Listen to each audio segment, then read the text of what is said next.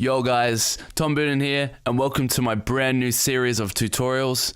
This is my first time in a long time doing something like this, and I really hope I can help you guys out. So yeah, what we're going to be doing today is we're going to be going straight into it. What we're going to be doing is learning about stereoizing claps and samples, and also some synths, and how to make them sound good in mono, how to make them sound good in the car, and make them sound good in different scenarios where generally sometimes when you stereo sound, it makes the sound sort of washy and metallic, and I'll explain why, and why you might be running into issues of your song not sounding the best in sort of certain situations and things like that. So let's dive right into it. So generally when people think of stereoizing sounds, they think of a chorus. They think of something that's panning the sound from side to side really quickly.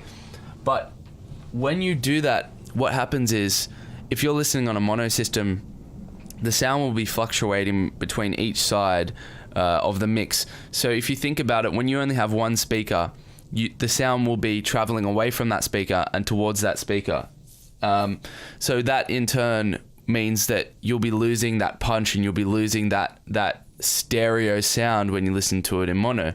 So what you have to do is you have to think about your track in a mono standpoint and design the sounds so it could be rendered in mono in the highest possible quality. So I'll show you what I mean exactly. I'll show you exactly what I mean now. So what I'll do is I'll just load up a sample quickly. So generally people would say, okay, this is my clap, I'll put a kick in there as well.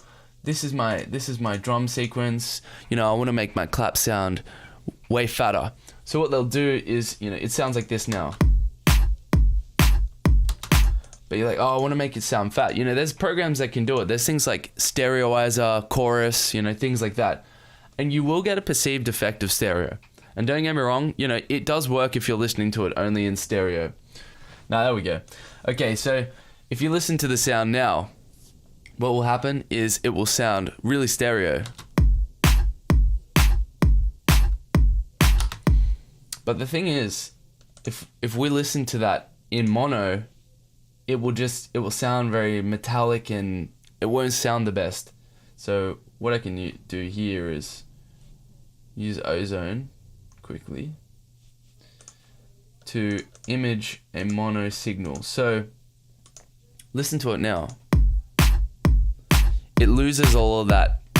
It loses that pizzazz. So what I'll do is I'll swap between mono and stereo so you can hear the difference.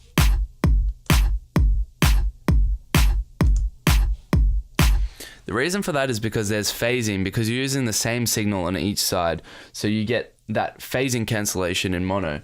So what you can do with sounds and oscillators and things like that to give a perceived stereo effect, but also maintaining a mono signal, is layering. So what you can do is, I'll put some more claps in. I'll shorten them a little bit. I'll put some more claps in like this. I'll put them all on the same channel, and I'll shorten them to a nice length.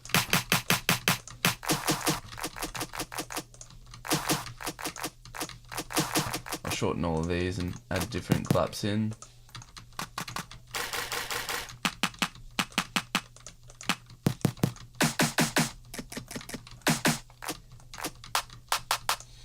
So what I can do now is, I have 4 sounds essentially. So I'll pan 2 to the left and 2 to the right. That's not necessarily going to give me the most stereo signal in the world, because when you think about stereo, there's sort of a latency between the one ear and the other, which kind of creates that essence of stereo. So we kind of listen to it now. I'll make sure that it's not in mono at the moment. Okay, it's not. So if we listen to it now,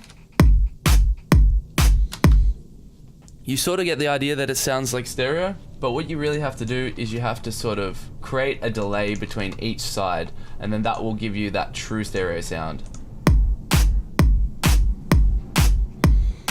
And now, sort of, if you listen, you got a nice wide clap, and then if we listen to it in mono, you don't really lose too much of those transients.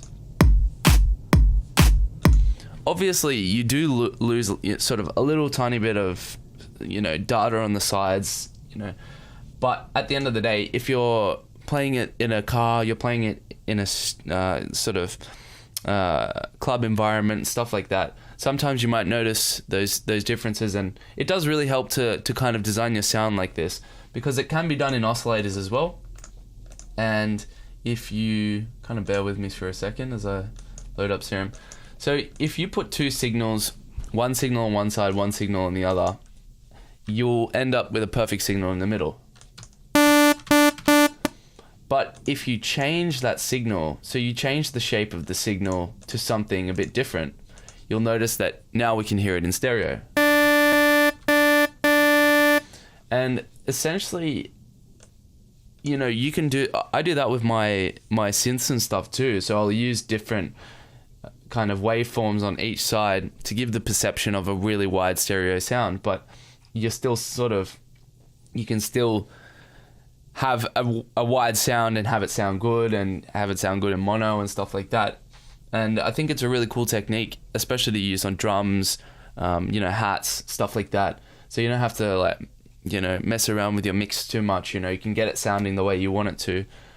And yeah, honestly, it's a pretty simple technique, but at the same time, it took me so long to kind of figure it out, because I never really thought about sound in that way. And nonetheless, I hope you guys really enjoyed that, and I have plenty more tutorials to come. I have so many things that I want to talk about, and so many different things that I want to, test my own knowledge on and stuff like that. So if you like this video, like it, subscribe, and hopefully I'll see you guys again sometime. Laters.